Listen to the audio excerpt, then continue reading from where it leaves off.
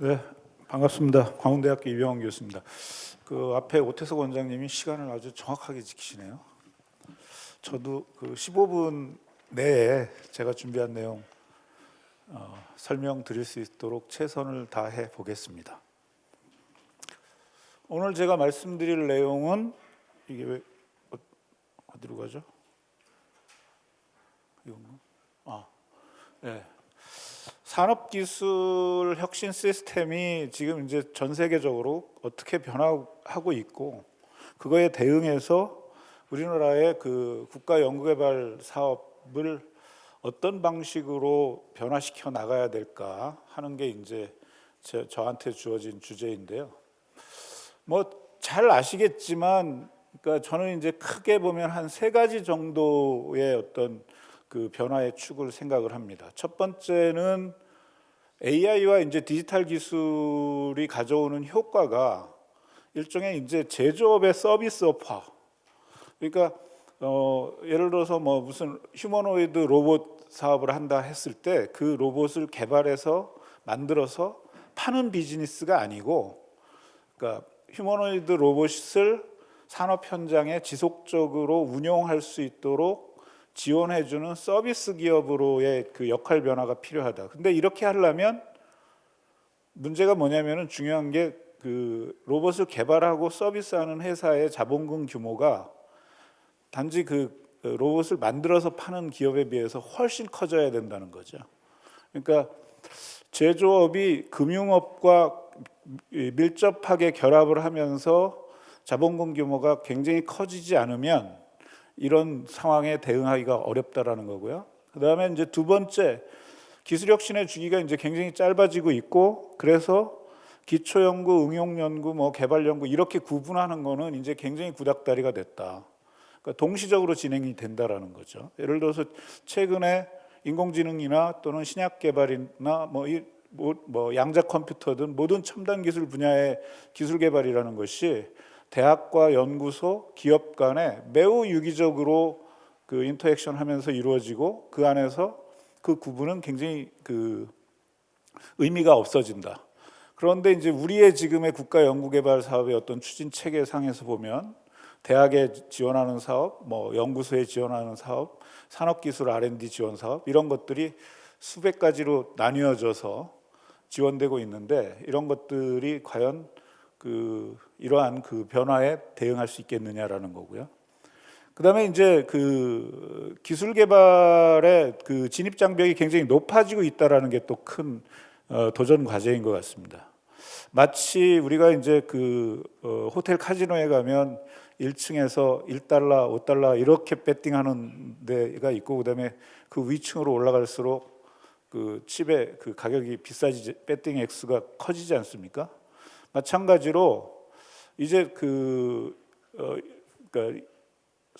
1층에 있는 그런 산업들, 그거는 이제 우리가 할 수 있는 산업이 아니고 대부분 이제 앞으로 동남아나 아프리카나 뭐 이런 저개발국에서 이제 해야 되는 산업들이고, 우리가 마주해야 되는 첨단 기술 산업들은 배팅 액수가 굉장히 커졌습니다. 예를 들어서 신약 개발 같은 경우에 뭐 평균적으로 하나의 어떤 그 신약을 시장에 출시하기까지 한 20억 달러 이렇게 든다는 거고요.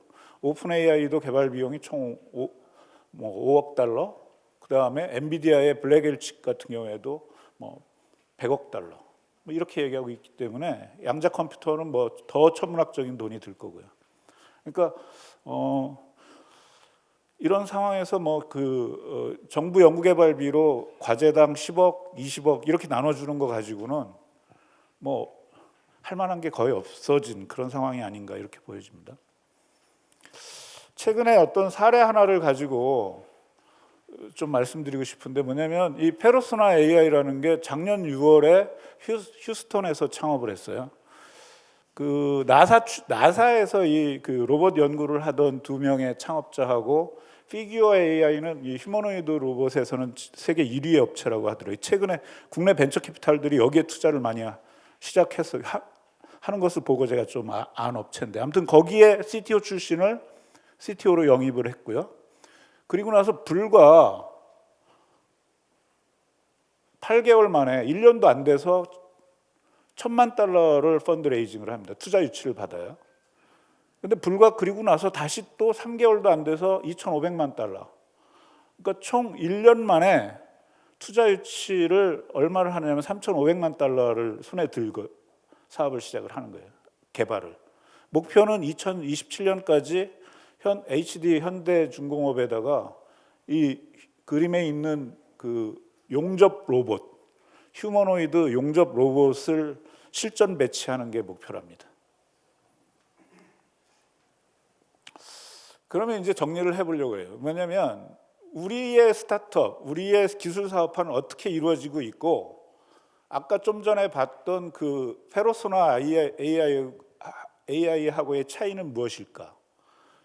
미국 기업들의 스타트업이나 이런 그 기술 사업화하는 기업들은 테크놀로지와 마켓을 인테그레이션하는 인테그레이터라고 보여집니다. 그러니까 좀 전에 말씀드린 그 3,500만 불이라고 하는 그 충분한 투자 자금을 기반으로 해서 이 스타트업이 기술을 막 사다 붙이는 거죠. 필요한 기술들을. 그리고 또 부족한 부분들은 그 대학에다가, 좀 전에 그 라이스 대학하고 이제 협업을 하는데 대학에다가 연구를 시키기도 하고요. 이러면서 굉장히 단기간 내에 첨단 기술을 완성하죠. 한국의 스타트업, 이 기술 사업화 기업들은 저는 뭐라고 보냐면은 기술 개발 용역 업체라고 봅니다. 매번 국가연구개발 사업 뭐 나오나 보고 가서 사업 제안서 써서 어플라이해서 한 10억쯤 따다가 개발 조금 해보고 여기까지 진도 나가보고 또 이제 다른 업체 뭐 어디 용역하는 거죠. 그러니까 굉장히 시간도 오래 걸릴 거고요. 그다음에 그 결과물들 요구하는 게 뭐냐면, 정부의 그 결과물들이 요구하는 게 뭐냐면, 아까 그 오태석 원장님 말씀대로 뭐 특허 내고 논문 내고 이런 거 하는 거에 이제 급급한 거죠. 보고서도 써야 될 거고요. 이게 안 된다라는 거잖아요. 그럼 앞으로 그러면 결국 뭐냐면 우리의 그 소액으로 파편화된 R&D 지원 시스템을 가지고는 절대 앞에서 본 그 딥테크 분야의 그 해외 스타트업들이나 그 기업들의 기술 개발 속도와 규모를 절대 따라갈 수 없다라는 겁니다. 뭐 잘 아시다시피 출연금이라고 해서 주는 돈이 이게 뭐 물론 공짜인 것 같지만 쓰려고 보면 참 쓸데없는 돈이잖아요. 뭐 이걸 가지고 사람을 한 명 제대로 뽑을 수 있나요? 뭐 그렇죠.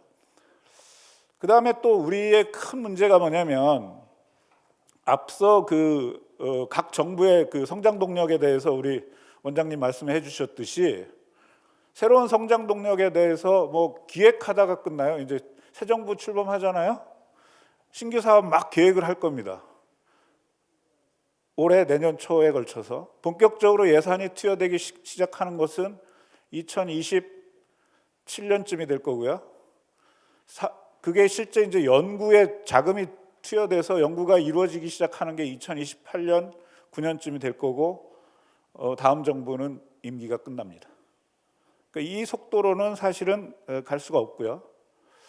그래서 결국은 뭐냐면은 투자 이외의 출연금, 정부 출연금 이외의 다양한 방식으로 R&D 자금의 어떤 그 공급 방식을 바꿔야 앞에서 얘기한 그런 그 속도라든지 규모를 따라갈 수 있겠다라는 생각을 하고 있고요. 그래서 제가 2019년에 그런 보고서를 키스텝의 도움으로 쓴 적이 있습니다. 아무튼 그걸 좀 발전시킨 얘기를 좀 오늘 간단하게 할 텐데요. 물론 정부에서도 이런 그 지원을 하기 위한 시도를 일부 해왔어요.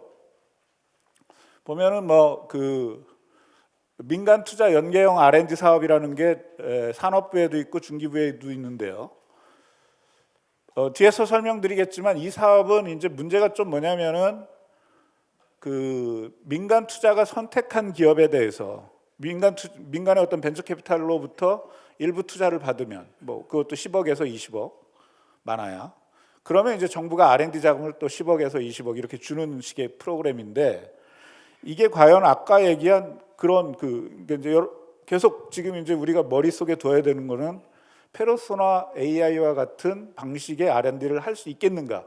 우리가 이렇게 자금을 공급했을 때 그런 관점에서 보면은 굉장히 부족하죠.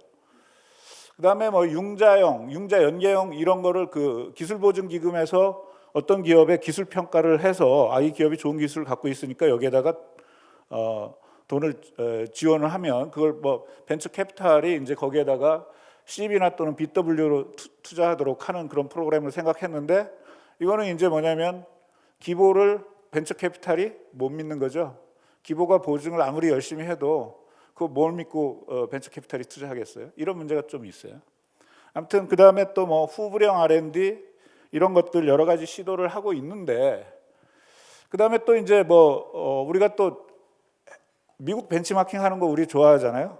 그래가지고 다르파의 그 그랜드 챌린지라든지 이런 거 벤치마킹해서 일종의 경쟁형 프라이즈 방식으로 하는 R&D도 일부 지금 하고 있는 것 같고, 그 다음에 이제 그 구매 연계형, 이것은 그 혁신 조달을 위한 R&D를 정부 조달 R&D를 지원해 주는 거죠.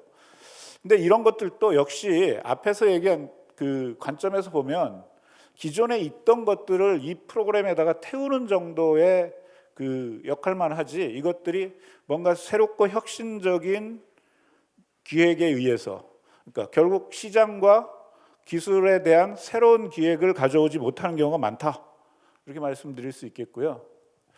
그래서 이제 제가 이제 몇 가지 제안을 좀 이제 지금부터, 이거는 이제 제 제안이자 뭐 최근 논의들을 반영한 거긴 한데, 첫 번째는 뭐냐면은 기업한테 주는 R&D 출연금에 대해서 규모를 좀 키우는 대신에 여기에다 스탁 워런트를 다 붙이자. 그래서 성공한 기업들에 대해서는 워런트 행사를 해서 회수를 하는 거죠. 그러니까 지금 일부 뭐 기술료 방식으로 걷는 게 아니고, 그렇게 해서 걷어들인 돈을 가지고 그 워런트를 기반으로 해서 다시 증권을 발행을 하는 거예요. 그러니까 워런트를 다 콜렉트 해가지고, 자, 이 워런트를 백해서 다시 펀드를 만들어서 또 투자해보자 라는 게 이제 첫 번째 제안이고요. 그 다음에 이제 지금 정부에서도 논의되고 있고, 그 다음에 대선 후보의 어떤 공약으로도 얘기가 되고 있는데, 국가 전략기술 연구개발 투자기금 이런 것들을 한번 조성을 해보자라는 거예요. 이게 한 50조 정도를 조성을 하되, 마치 지금의 모태펀드와 같이 다양한 방식의 그 연구개발 프로젝트에 투자하는 펀드를 만들어 보고, 이러한 그러니까 프로젝트 투자는 이른바 그 실리콘밸리식 투자 방식, 그러니까 먼저 미리 밸류에이션을 하지 않고 투자하고, 밸류에이션해서 지분 얻는 것은 후속 투자를 봐서 그때를 기준으로 하는 방식들이에요. 이런 것들을 활용을 해보자라는 거고요. 그 다음에 이제 그 정부, 그러니까 민간하고 엑셀러레이터들이 특히 이제 그 전문적으로 운영할 수 있는 R&D 투자 펀드를 확장을 하자라는 거고, 그 다음에 특히 이제 이러한 그 그러니까 앞서 말씀드린 그 전략 기술 투자 기금이 만들어지면 그 기금에서 VC가 조성하는 펀드에다가 이제 출자를 하게 되겠죠. 그렇게 해서 이제 그것들이 이제 상장하는 방법은 여러 가지가 있습니다. 오늘 뭐 블루포인트의 이용관 대표님도 오셨지만 BDC라든지 스펙 이런 것들을 활용을 해서 연구개발 투자를 한 것들을 그냥 상장을 하는 거죠. 그 다음에 지금 하고 있는 팁스 프로그램은 좀 바꾸는 방식이 필요하다라는 생각이 드는데, 무슨 얘기냐면 좀 전에 앞서 말씀드린 워런트형이든 이런 R&D 프로그램의 운영권을 지금 무슨 진흥원, 무슨 평가원이 갖고 있지 말고 VC들한테 나눠주자라는 거죠. 그러니까 예를 들어서 그 뭐 양잡 컴퓨터 기술 개발 사업, 이거는 무슨 뭐 나이파 이런 데서 하지 말고 VC 하나를 지정을 하거나 또는 한두 개를 지정을 해서 거기가 책임지고 하게 해보자는 거예요. 그러면은 그렇게 해서 먼저 R&D 자금을, 정부 R&D 자금을 먼저 넣고 민간이 그 결과를 보고 후속 투자할 수 있도록 프로세스를 바꿔보자. 그러면 좀 더 그 앞에 효과가 나오지 않을까라는 생각을 하고 있고요.